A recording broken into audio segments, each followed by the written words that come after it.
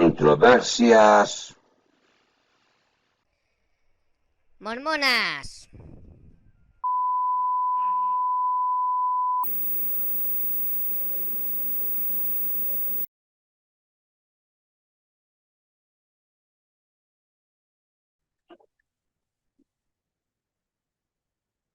Hola, mis estimados amigos, mis hermanos en esta aventura.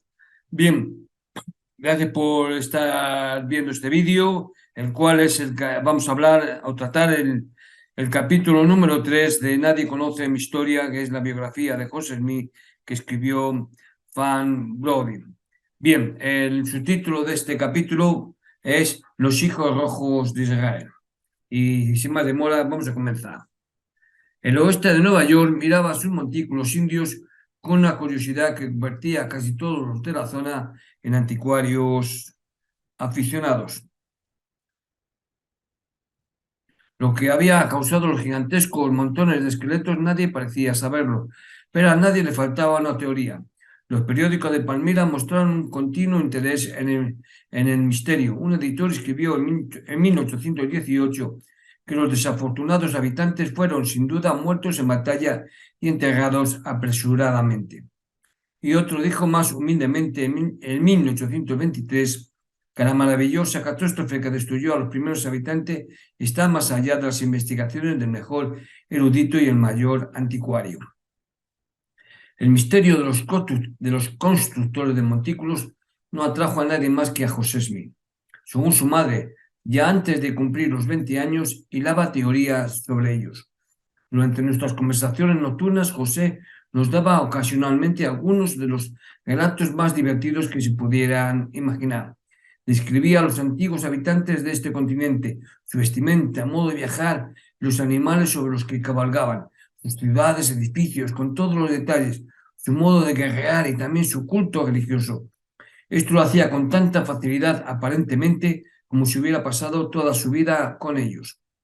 En algún momento entre 1820 y 1827 se le ocurrió al joven que podría intentar escribir una historia de los constructores de montículos, un libro que respondiera a las preguntas de cada granjero con un montículo en su pasto.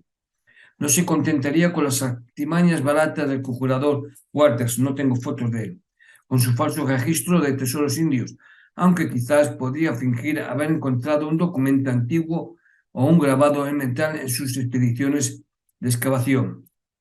En algún lugar había oído que en Canadá se había encontrado una historia de los indios en la base de un árbol hueco, y un documento de Palmira de 1821 había informado que los excavadores del canal de Erie habían desenterrado varias planchas de bronce, junto con esqueletos y fragmentos de cerámica. Tal vez José especuló que su propia familia disfrutaba tanto de sus historias, un público más amplio podría hacer lo mismo. El sueño de recuperar de alguna manera la fortuna familiar debe haber estado presente en él desde la infancia, y su matrimonio sin duda había duplicado su ambición. Alerta a las corrientes intelectuales de su época, aunque solo una estela se arremolinaba en su comunidad, vio una oportunidad sin parangón en todas las especulaciones de los anticuarios. El plan del libro de José era surgir directamente de la teoría popular sobre los constructores de túmulos. Su libro de Mormón era básicamente la historia de dos razas en guerra: una gente blanca y deleitable, granjeros, ganaderos, constructores de templos y trabajadores de cobre, hierro y acero; la otra, un pueblo salvaje y feroz, una gente sanguinaria, llena de idolatría e inmundicia, que se alimentaba de animales de rapiña, vivía en tiendas y andaba errante por el desierto, con una faja corta de piel alrededor de los lomos y con la cabeza afeitada, y su destreza en el arco y la cimitarra y el hacha. En realidad, los constructores de montículos no habían sido una raza perdida, sino los antepasados directos de algunas de las tribus indias del Alto Mississippi. Pero en ese momento, solo unos pocos anticuarios sabían que los indios habían seguido la práctica de sumar, recoger y volver a enterrar en montículos todos los huesos de los muertos recientes. La tranquila investigación de los genuinos eruditos se hallaba, por supuesto, en un mundo diferente al de José. Por lo tanto, aceptó en todos sus detalles la teoría popular de una raza perdida, incluyendo la última gran batalla de exterminio, que decidió que bien podía haber sido en su propio vecindario. Había una colina cerca de la granja de su padre que se veía como si fuera un inmenso montículo aborigen, que se elevaba sola y misteriosa en el paisaje y suavemente ondulado.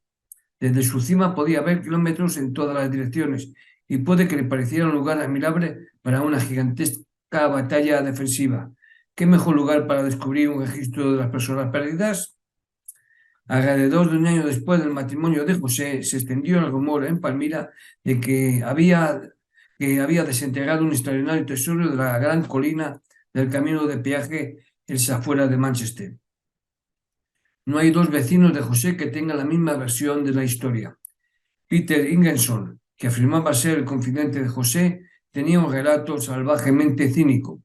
Un día José había llevado a casa arena blanca y fina atada a su ropa y su familia sentada alrededor de la mesa le preguntó qué llevaba. En ese momento se dice que le dijo a Ingerson: pensé por casualidad en lo que había oído sobre una historia encontrada en Canadá llamada la Biblia Dorada. Así que les dije muy seriamente que era la Biblia Dorada. Para mi sorpresa, fueron lo suficientemente crédulos para aceptar lo que dije. Bueno, por consiguiente, les dije que había recibido el mandamiento de no permitir que nadie la viera, porque, les digo, nadie puede verla a simple vista y vivir. Sin embargo, me ofrecí a sacar el libro y mostrárselo, pero ellos se negaron a verlo y abandonaron la habitación. Ahora, concluyó, ya me encargué de los malditos tontos y me voy a divertir. Bueno, una cosa, sin embargo, desconcertó a Ingerson.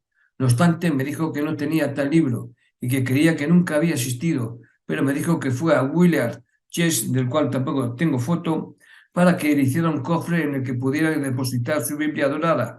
Pero como Chase no quiso hacerlo, hizo él mismo una caja de tablillas y las puso en una funda de almohada y permitió que la gente solo la levantara y la sintiera a través de la funda. Chase contó una historia diferente. En junio de 1827 relató que el anciano Smith le dijo que un espíritu le había informado al joven José que un registro grabado en plancha de oro yacía enterrado cerca de su casa. Pero cuando intentó conseguir las planchas, encontró un sapo custodiándolas, que se convirtió en un hombre y le golpeó en la cabeza. Esto, dijo Chase, había sucedido varios años antes.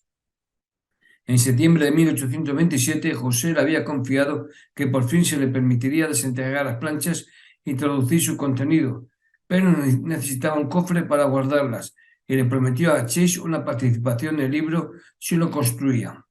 Sospechando de toda la historia, Chase se negó. Unos días después, le dijo a uno de mis vecinos que no tenía ningún libro de ese tipo y nunca había tenido uno, pero que había contado la historia para engañar al pobre tonto, decía Chase. Decía, para que hiciera un cofre. Muy pocos amigos se dieron cuenta de que el descubrimiento tenía un significado religioso. Joseph Kaplan, de que tampoco tengo foto de él, dijo que el padre de José no le dio ninguna insinuación en ese momento de que el libro iba a ser de carácter religioso o que tenía algo que ver con la revelación. Declaró que era una especulación. Y ya en febrero de 1831, el editor del Palmyra Reflector insistió en que cuando José afirmó por primera vez haber encontrado las planchas, no había soñado con una intervención divina. Sin embargo, para la familia de José y muy pocos íntimos, como Martin Harris, del cual vamos a ver una foto, voy a compartir pantalla. Esta es la foto de Martin Harris. Bueno, como os estaba diciendo, sin embargo, para la familia de José y unos pocos íntimos como Martin Harris, el hallazgo de las planchas de oro tuvo un significado abrumador. Harris era un próspero agricultor que había seguido una trayectoria errática de entusiastas religiosos, ya que había sido sucesivamente cuáquero, universalista y restauracionista. Al describir el descubrimiento de José a un predicador local, declaró que había llegado una época importante, que una gran inundación de luz estaba a punto de estallar sobre el mundo y que la escena de manifestación divina iba a estar inmediatamente a nuestro alrededor. La Biblia de oro, dijo, contendrá tales revelaciones que resolverán todas las controversias religiosas y traerán rápidamente el glorioso milenio. Harris le dijo al editor de la Jean de Rochester que José Smith había sido visitado por el Espíritu del Todopoderoso en un sueño e informó que en cierta colina de esa ciudad de Manchester estaba depositada una Biblia de oro que contenía un antiguo registro de origen divino. Durante mucho tiempo José fue muy reacio a hablar de las planchas. Cuando su hermano Jairo, del cual vamos a ver una foto, vamos a ver una foto de él para que veáis el parecido que tenía con su hermano. Aunque no lo parezca, es su hermano Jairo Smith, que murió con él cuando fue apresado. Como decíamos, cuando su hermano Jairo le rogó que contara la historia de su descubrimiento ante un concilio de la Iglesia en 1831, él respondió que no tenía la intención de contar todos los detalles de la aparición del Libro de Mormón, y también dijo que no era conveniente para él relatar estas cosas. Pero cuando en 1838 se puso a escribir la historia oficial de los comienzos de su iglesia, fue generoso con los detalles. La noche del 21 de septiembre de 1823 escribió: estaba arrodillado junto a su cama pidiendo perdón por sus pecados cuando una luz llenó su modesta habitación y un personaje apareció a su lado parado en el aire. Y aquí quiero hacer un inciso y una aclaración. Y es que en un principio, al comienzo del relato, a la gente que le escuchaba, dijo que dicho blanco y radiante personaje se llamaba Nefi, mas luego siempre dijo que se llamaba Moroni. Un cambio muy conveniente, y es el nombre que puso en la biografía que escribió en 1838. Bien, él siguió diciendo: el Espíritu apareció 3 veces esa noche, como suelen hacer los ángeles, porque para ser auténtica la verdad celestial debe repetirse 3 veces. Al día siguiente José fue a trabajar en el campo con su padre, pero sintiéndose débil, regresó a casa antes de que pasara el día.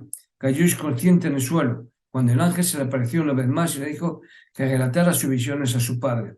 Esto dijo que lo hizo, y el anciano Smith le aseguró que era verdaderamente de Dios. José relató que encontró las planchas en una caja de piedra junto con una espada y un pectoral, al cual estaba sujeto el mágico Urim y Tumim. Y vamos a ver un poco el aspecto de este Urim y Tumim.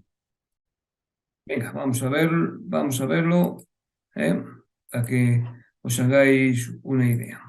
Bien, este es el aspecto de lo que encontró supuestamente en la caja esa.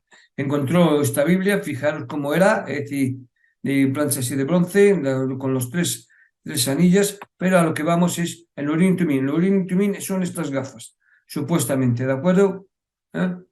Esto es supuestamente lo que encontró, ya digo. Este es el Urim y Tumim, las gafas, esta especie de gafas, y esto se supone que son una réplica de las planchas de bronce, es decir, las planchas del Libro de Mormón que encontró, con las 3 anillas, y estas son las dimensiones aproximadas de ello. Bien, prosigamos la historia. Las planchas eran delgadas, como hemos visto, dijo, unos 52 centímetros cuadrados, unidas por 3 enormes anillos, como hemos visto, y cubiertas de caracteres grabados. La codicia llenó tanto su corazón cuando las vio por primera vez que el ángel le prohibió tocarlas hasta que estuviera suficientemente purificado, instruido en las cosas del reino. Una vez al año, durante 4 años, volvió al lugar, y finalmente el 21 de septiembre de 1827 se le permitió llevar las planchas a casa. En el periodo de 4 años comprendido entre 1823 y 1827, José no escribió nada en su autobiografía, aunque difícilmente puede decirse que haya sido un tiempo de penitencia y purificación, ya que coincidió con sus actividades más intensas de búsqueda de tesoros.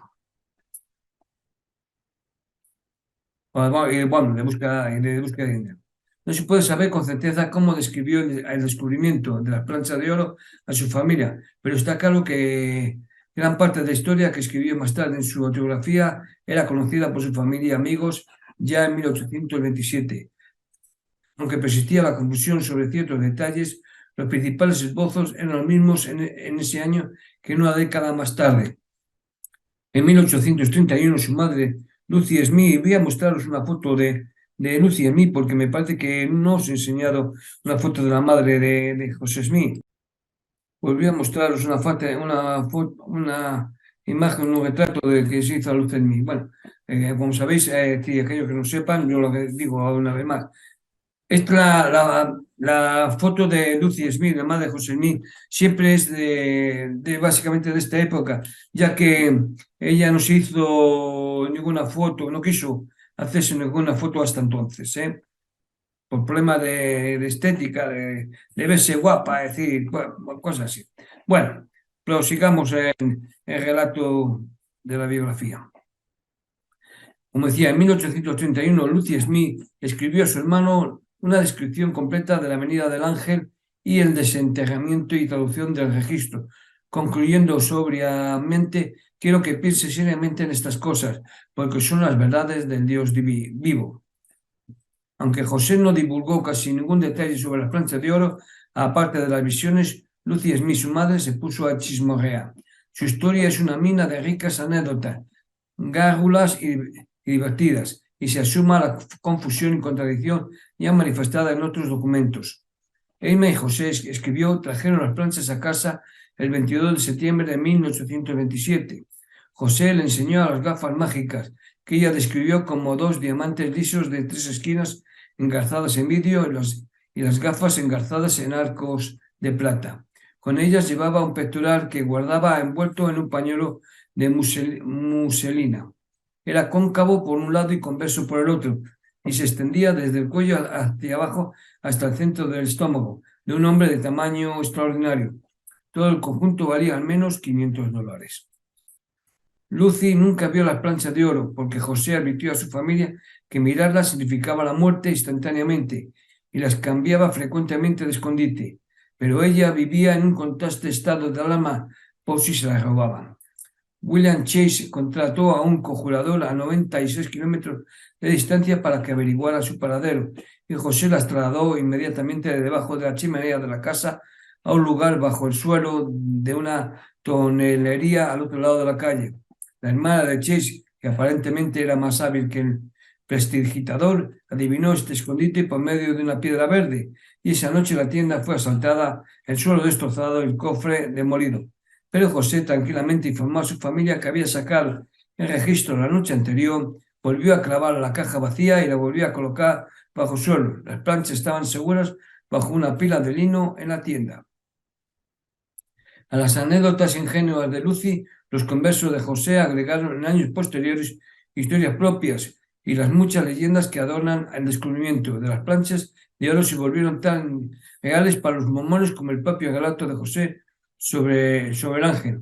Para 1856, Herbert Kimball, del que vamos a ver, de que también vamos a ver una foto, vamos a ver la foto, por tanto, de este hombre.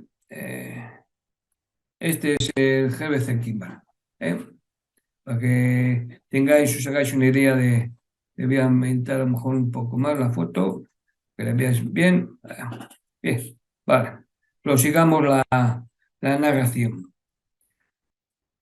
Para 1856, Herbert Kimball describía ante las congregaciones en Grand Salt Lake City, es decir, en una vasta cueva en la colina de Cumara, donde José y otros vieron una visión de más registro de los 10 hombres.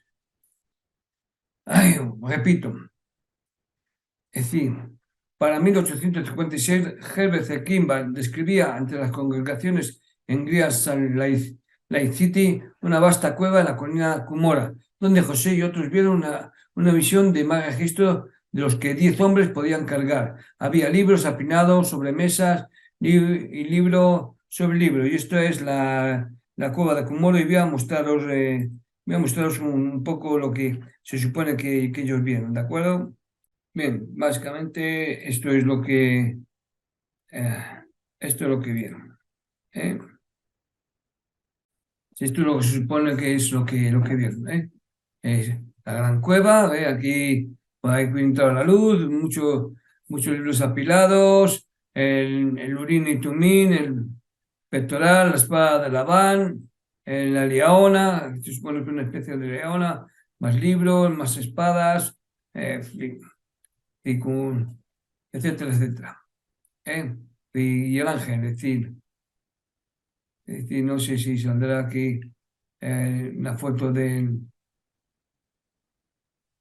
Y si no, mira, doy para atrás, es decir, porque aquí, ¿veis? Y aquí este es el del ángel que se le apareció, que tenía en la mesa la espada y el, es decir, que para que veamos lo que se supone que contó este hombre, Jaime Traquina.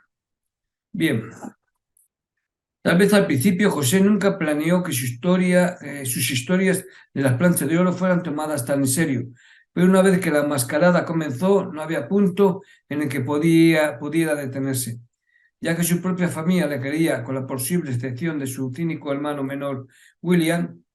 ¿Por qué no debería hacerlo el mundo? Martin Harris, que no solo aceptó, sino que elaboró libremente la historia, hablaba abiertamente de financiar la publicación de la traducción y había prometido pagar las deudas de José. Su sublime fe en la existencia de un registro que nunca había visto auguraba el éxito del libro que José estaba ahora totalmente decidido a escribir.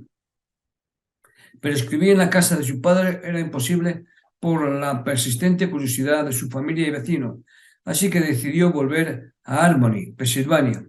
Martin Harris aceptó pagar sus deudas y financiar el viaje, prometiendo seguirlo más tarde y ayudar con la traducción actuando como secretario.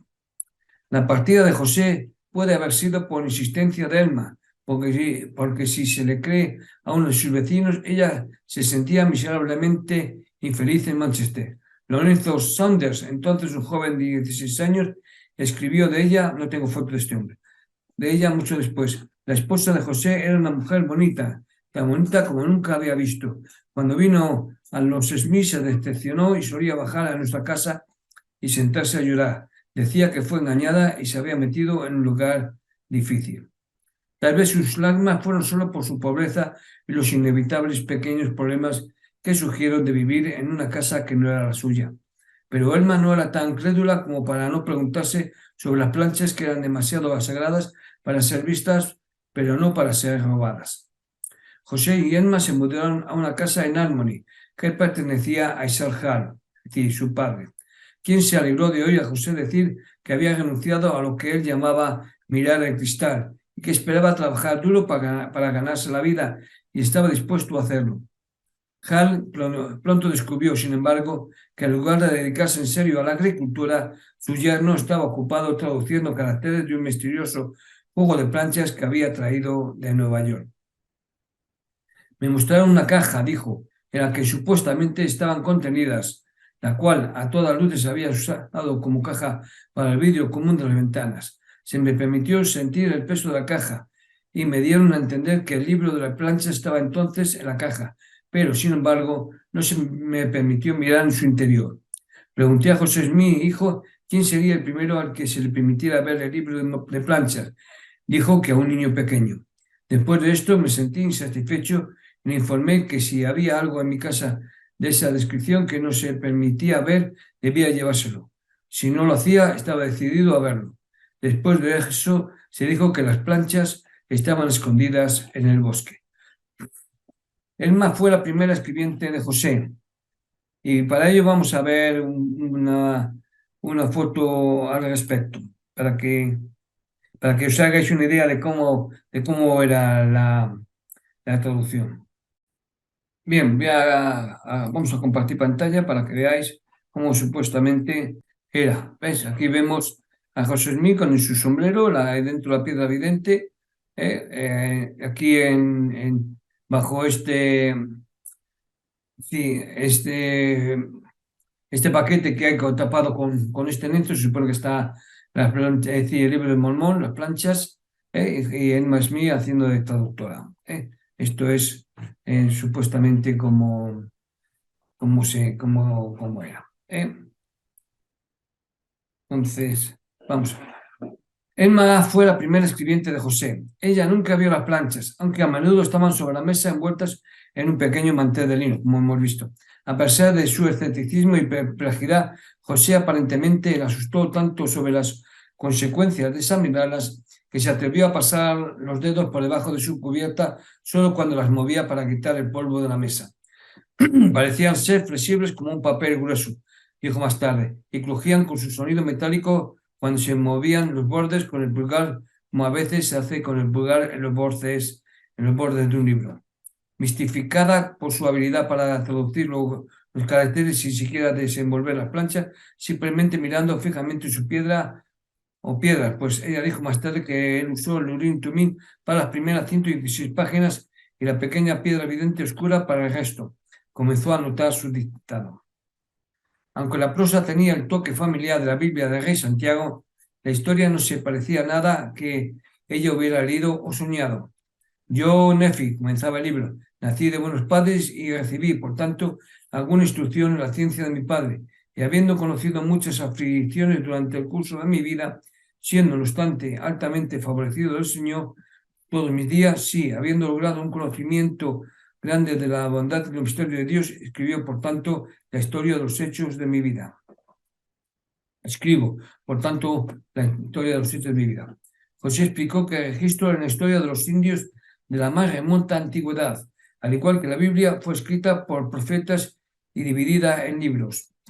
El primer profeta Nefi era un joven hebreo que había dejado Jerusalén en el 600 a.C. y había navegado a América con su padre Ley y unos pocos seguidores para evadir la destrucción de la ciudad la destrucción de la ciudad.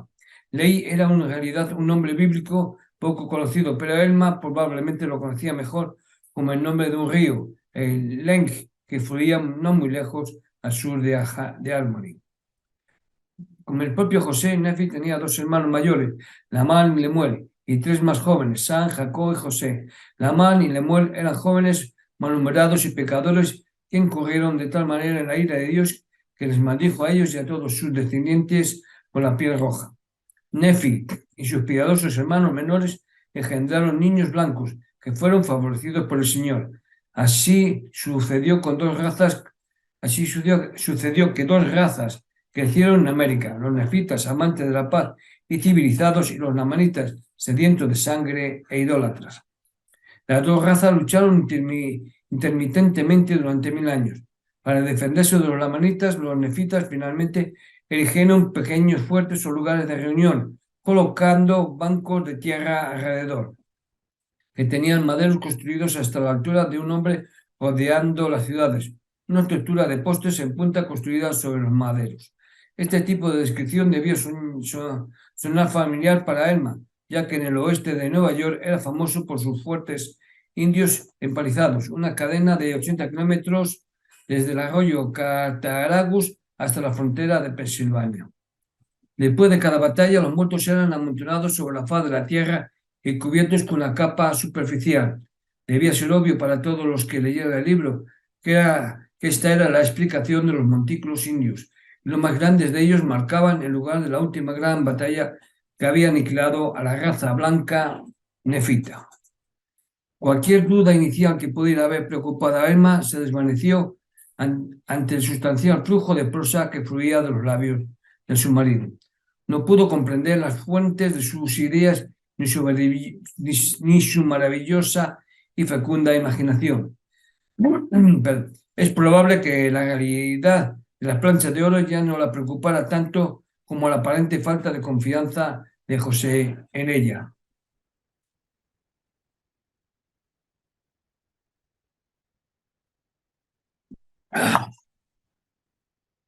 Su negativa a mostrar la plancha se convirtió en la primera barrera seria entre ellos. Nunca más ella ni nadie más compartiría sus secretos íntimos, porque José jugó su papel de traductor con tal consistencia y habilidad que ella no podía dudar de él. Martin Harris llegó a Harmony en febrero de 1828, deseoso de conocer el progreso del libro. Cuando supo en detalle lo que contenía las planchas, se sintió abrumado, pues el libro resolvía el intricado problema del origen del hombre rojo que había sido un rompecabezas hasta 1500.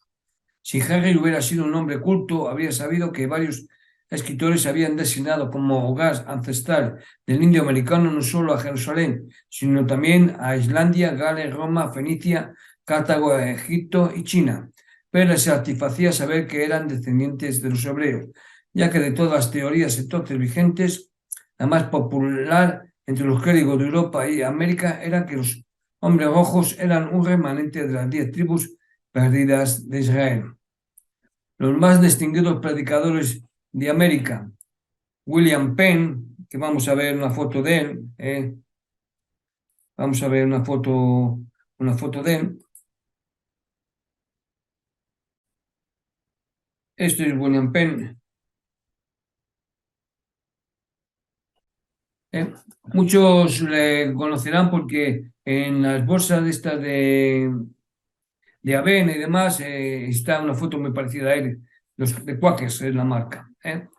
Bueno, pues este es William Penn. Y luego también nos hablan de Roger Williams, Cotton Mather y Jonathan Edwards. Vamos a ver una foto de este es William Penn, como ya digo, este es Roger Williams, para que hagáis una idea. Este es Cotton Mather, eh, este es Jonathan Edwards.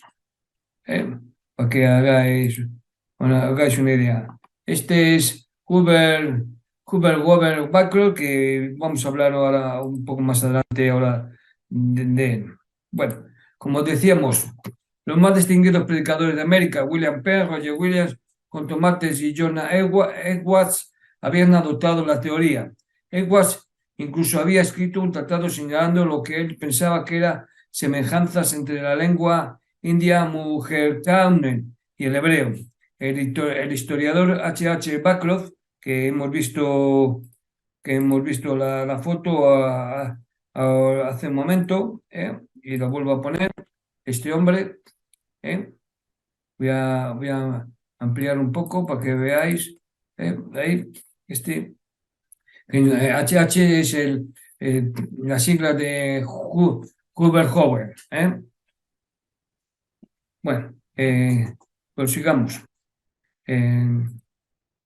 Pues como decía, el historiador H. Backlund escribió más tarde, la teoría de que los americanos son de origen judío ha sido discutida más minuciosamente y con mayor profundidad que cualquier otra. Sus defensores, o al menos los que han hecho investigaciones originales, son comparativamente pocos, pero la extensión de sus investigaciones y la multitud de paralelismos que aducen en apoyo de su hipótesis supera con creces todo lo que hemos encontrado hasta ahora.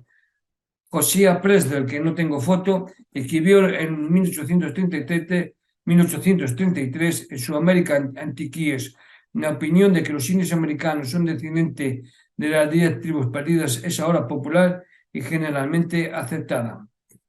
Se establecieron fantásticos paralelismos entre las costumbres hebreas e indias, como las fiestas de las primicias, los sacrificios de los primogénitos del rebaño, las ciudades de refugio, la ceremonia de purificación y la división en tribus. Se decía que el idioma indio, que en realidad consistía en innumerables lenguas distintas derivadas de numerosos troncos lingüísticos, era principalmente el hebreo. Se decía que la creencia india en el Gran Espíritu, que originalmente había sido implantada por misioneros franceses y españoles, se derivaba en línea directa del monoteísmo judío.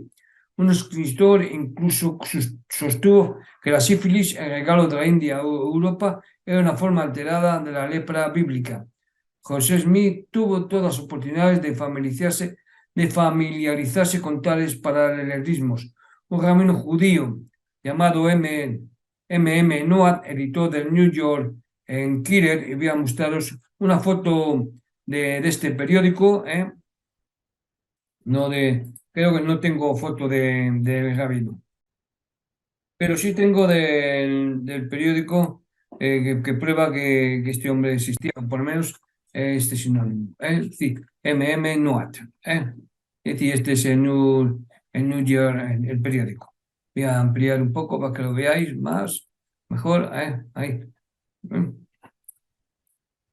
Bueno, como decía,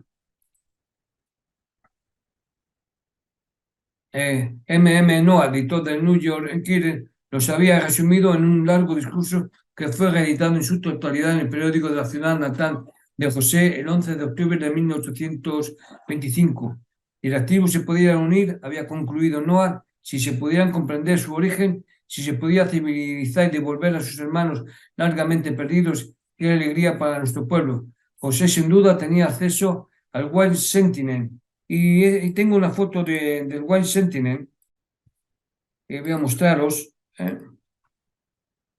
Este es el Wild Sentinel, un esbozo de él. Voy a reducir un poco porque para que parezca más ya el periódico. No se ve exactamente la fecha y todo eso, pero bueno, para que veáis que existió el periódico Wild Sentinel, y que y la veracidad de los hechos. Bueno, como decíamos, eh, que, bueno, lo del José sin duda tenía acceso al One Sentinel, ya que el 2 de agosto de 1826 su padre figuraba entre los suscriptores morosos como deudor de $5,6. La familiaridad de José con la teoría del origen hebreo de los indios parece, sin embargo, provenir principalmente de un libro popular de Ethan Smith. Y voy a mostraros a este hombre, porque va a ser alguien importante en la historia de José Smith, ¿de acuerdo? Bueno, este hombre escribió este libro, el Bio de los Hebreos, donde veis aquí el nombre, esta es Smith, y es algo que vamos a hablar. Entonces, estaba diciendo que la familiaridad de José con la teoría del origen hebreo de los indios parece, sin embargo, provenir principalmente de un libro popular de Ethan Smith, pastor de una iglesia en Powney, Vermont. Este libro, Build of Hebrews or the 10 Tribes de Israel en América, es decir, la vista de los hebreos o las 10 tribus de Israel en América, que como vemos aquí en la foto, este es el libro. Fue publicado en 1823 y una segunda edición en 1825. Ethan Smith había logrado reunir todos los elementos de 3 generaciones de estudiosos y observaciones poco sistemáticas sobre este tema, y les había añadido las precisas descripciones de Caleb Atwater de los montículos de Ohio y el brillante relato de Alexander von Humboldt sobre las ruinas arquitectónicas de América Central. La teoría de Ethan Smith sobre el origen de los montículos indios era exactamente la misma que la que formaba el corazón de la historia del Libro de Mormón. Israel trajo a este nuevo continente un grado considerable de civilización y la mayor parte de ellos trabajó durante mucho tiempo para mantenerla, pero otros cayeron en el estado cinegético y consecuentemente salvaje, cuyas hordas bárbaras invadieron a sus hermanos más civilizados y eventualmente aniquilaron a la mayoría de ellos y a todos en estas regiones del norte. De hecho, puede haber sido Viet o de Hebreos, es decir, el libro lo que dio a José Smith la idea de escribir una historia india en primer lugar. Si los indios son de la tribu de Israel, dijo Ethan Smith, alguna evidencia decisiva del hecho será exhibida en poco tiempo, y describió con gran emoción el descubrimiento de una antigua filactería hebrea cosida en cuero, que supuestamente había sido desenterrada en Pittsfield, Massachusetts. También informó de una provocativa leyenda que se dice provenía de un jefe indio, que los hombres rojos no hacía mucho tiempo tenían un libro que habían conservado durante largo tiempo, pero tras perder el conocimiento de su lectura, concluyeron que ya no les serviría y lo entregaron con un jefe indio. Bueno, José Smith conocía esta leyenda, ya que la citó en el periódico de su iglesia en años posteriores como evidencia de la exactitud histórica del Libro de Mormón, aunque tuvo cuidado de utilizar como fuente de las American Antiquities de Josiah Priest, que había reimpreso el relato de Ethan Smith en 1833, 3 años después de que se publicara el Libro de Mormón. Puede que nunca se pruebe que José vio de Hebreos antes de escribir el Libro de Mormón, pero sorprendente paralelismo entre los dos libros difícilmente deja un caso para mera coincidencia. Y esto vamos a verlo porque es interesante. Vamos a verlo. Lo te voy a compartir pantalla y para que veamos el paralelismo. Esto pertenece al carta a un director del SEI de Jeremy Runes. Y este es el punto acerca del libro del Mormón. Y dice en el punto aquí, en el punto 8. En 1825 se publicó un libro llamado Vista de Hebreos en Vermont. Aquí está Vista de los Hebreos comparado con el libro del Mormón. Sí, publicado en 1800, sí, Fuente Niña, sí. El libro Vista de los Hebreos, 1823, la primera edición, 1825, la segunda edición. El libro de Mormón se publicó la primera edición en 1830. ¿Dónde se publicó la Vista de los Hebreos? Vermont pone, condado de Rutland. Nota, Oliver Cowdery, uno de los testigos del libro de Mormón, vivía en Pone cuando Vista de los Hebreos fue publicado. Recordar, Oliver Cowdery fue básicamente durante muchos años el segundo líder de la iglesia. El libro de Mormón se publicó en Vermont Salem, condado de Wilson. Note, el condado de Wilson County es adjunto al condado de Rutland. ¿De acuerdo? Es decir, sí, la destrucción en el libro se habla de la destrucción de Jerusalén. En los dos libros se habla de la destrucción de Jerusalén. El esparcimiento de Israel, en los dos se habla del esparcimiento de Israel. La restauración de las 10 tribus, las dos se habla de la restauración de las 10 tribus. Los hebreos que dejan el viejo mundo por el nuevo mundo. Los dos se trata el mismo punto. La religión como factor de motivación, en los dos se habla de lo mismo. Migraciones de largos viajes, migraciones en los dos. Encuentros males de muchas aguas, en los dos se hablan de lo mismo. Las Américas como tierras inhabitadas, se habla de lo mismo en los dos libros. Colonizadores viajan hacia el norte, los dos libros se hablan de lo mismo. Encuentran un valle con un gran lago, los dos se habla hacen lo mismo. Una raza hebreos se establece en la tierra y son ancestros de los Unión de América, los dos se habla, hacen lo mismo. El idioma indo se origina del hebreo, en los dos se hacen lo mismo. Jeroglíficos egipcios, los dos dicen lo mismo. Registros indios enterrados en vista de los hebreos, un conjunto de hojas amarillas enterradas en una colonia india. Es decir, el del B.H. Roberts señaló que las hojas pueden ser de oro. Y en el libro de Mormón, José Smith dijo que las planchas de oro fueron enterradas en el cerro de Qumran. El Peto, el Urín y el Tumín, los dos dicen lo mismo. A un hombre de pie en una muralla advirtiendo a la gente diciendo, ay, de esta ciudad, a este pueblo, mientras posteriormente se ha atacado. En el vista de los hebreos, Jesús, hijo de Ananías, se puso de pie en la pared y dijo, ay, de esta ciudad, de este templo, de este pueblo. Vino a predicar por varios días, se subió sobre una muralla, habló como fuerte, predicó la destrucción de Jerusalén. Le arrojan piedras. Eso está en la página 20 del Vista de los Hebreos. Samuel en la manita se puso de pie en una muralla, dijo, ay, de esta ciudad o este pueblo. Vino a predicar por varios días, se subió sobre la muralla, habló con voz fuerte, predicó la destrucción de los nefitas, le arrojan piedras. Profetas, hombres espiritualmente dotados, transmiten registros. Los dos libros hablan de lo mismo. El Evangelio predicado en las Américas. Los dos libros hacen lo mismo. Cita capítulos enteros de Isaías. En los dos hacen lo mismo. El bien y el mal son una posición, orgullo amonestado, poligamia amonestada, torres sagradas. El Mesías visita las Américas en vista de los hebreos, que tal cual el Mesías mexicano de barba blanca. El libro de Mormón ya sabemos que es Jesucristo. Idolatría y sacrificios humanos. Hebreos se dividen en dos clases, civilizados y bárbaros. Es decir, los nefitas y lamanitas en el libro del Mormón, se entiende. Civilizados prosperan en el arte, en el lenguaje escrito, la metalúrgica, la navegación.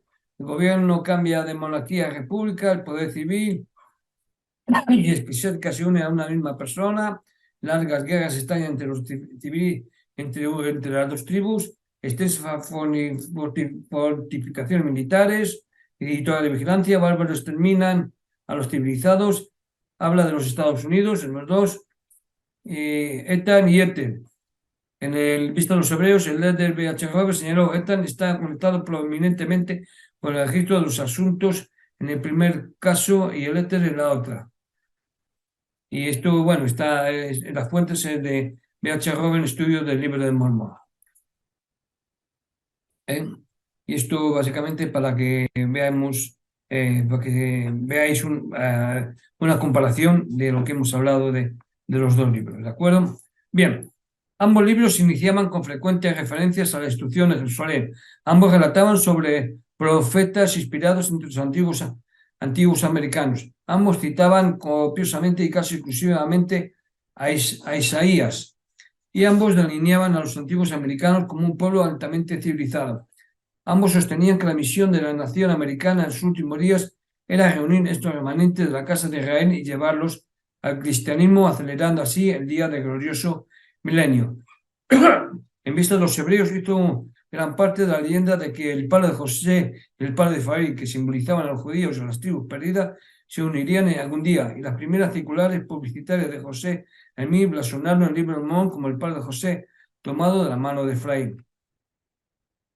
Etanemí habría descrito con entusiasmo las corazas de cobre, tomadas de los montículos, que tenían dos insignias blancas de cuero de ciervo sujetas al exterior de cada placa, a semejanza de Urín y Tumín, los antiguos instrumentos mágicos que milagrosamente resplandecían en el éfod del sumo sacerdote del antiguo Israel, y estaba aquí en el pectoral. Y esta referencia de amplio José y los fabulosos anteojos mágicos usados para introducir las planchas de oro. En vista de los Sumerios, sin embargo, fue solo un libro de fuente básico para el libro de Mormón. Los temas que José tomó prestados los elaboró con una lujosa fantasía. Esto se puede ver particularmente en la historia del Quetzalcóatl, a quien Nathan Smith describió como el ser más misterioso de toda la mitología mexicana. El dios azteca blanco y barbudo que enseñó a su pueblo sus preciadas artes pacíficas y cuyo regreso esperaban los aztecas cuando apareció en las Cortes. Ethan Smith describió a Quetzalcóatl como un tipo de Cristo, pero José vio en la leyenda evidencia de que Cristo mismo había venido al Nuevo Mundo, en el libro de Mormón. Los ocasionales crucifijos encontrados en los montículos dieron más peso a esta teoría, ya que no fue sino hasta años después que los estudiosos demostraron que eran de origen francés y español. Jesús dijo: tengo otras ovejas que no son de este redil, también debo atraerlas y oirán mi voz. Estas otras ovejas, dijo José en su libro de Mormón, eran los lamanitas y los nefitas, a los que Jesús había visitado en algún momento de las primeras semanas después de su ascensión final. La venida de Cristo a América, escribió, había sido precedida por una destrucción catastrófica que aniquiló a grandes porciones de la población, y por 3 días de oscuridad que pusieron al resto de las rodillas en angustioso arrepentimiento. La dramática aparición de Jesús causó tal impacto en el pueblo devastado que las tribus rojas y blancas aceptaron su evangelio y vivieron juntas como hermanos durante varias generaciones, antes de que las artimañas de Satanás comenzara de nuevo a separarlos. Por lo tanto, donde la vista de los Sumerios era solo mala erudición, el libro de Mormón era una ficción muy original e imaginativa. 25 años después de que se publicara el libro de Mormón, un viejo anticuario de Ohio que había pasado años tratando de probar que los indios eran descendientes de los hebreos, pretendió haber descubierto en un montículo varias planchas de piedra con los 10 mandamientos escritos en hebreo. Después de su muerte, los investigadores descubrieron que él mismo había laboriosamente tallado la piedra, copiando los caracteres de una Biblia hebrea que se había negado a destruir. Entre este patético y pequeño engaño y el libro de Mormón se encuentra la diferencia entre una imaginación dolorosamente reducida y una mente audaz y original. José Smith tomó todo el hemisferio occidental como escenario para su libro y 1000 años de historia para su trama. Sin embargo, sin haber escrito nunca una línea de ficción, se propuso una tarea que le habría dado una pausa al novelista más experimentado, pero posiblemente por esta misma inexperiencia se sumergió en la historia. Lo suficientemente sagaz como para darse cuenta de que no podía escribir una historia de las 10 tribus perdidas, eligió en su lugar de escribir solo las peregrinaciones de 2 familias hebreas, encabezadas por Lehi e Ismael, que se convirtieron en los fundadores de la raza americana. Comenzó el libro centrándose en un solo héroe, Nefi, que como él estaba peculiarmente dotado por el Señor. Este dispositivo lo lanzó suavemente a su narración y lo salvó de morder más de lo que podía masticar. Bien, y esto es básicamente el tercer capítulo, perdón, de Nadie conoce mi historia, la biografía que escribió Fan Brody. El siguiente capítulo, una historia maravillosa y un prodigio, será el capítulo 4, el cual os traeré y os relataré en la siguiente semana. Hasta entonces, que tengáis una buena semana, procurad ser lo más felices que podáis, portados bien. Venga, hasta luego.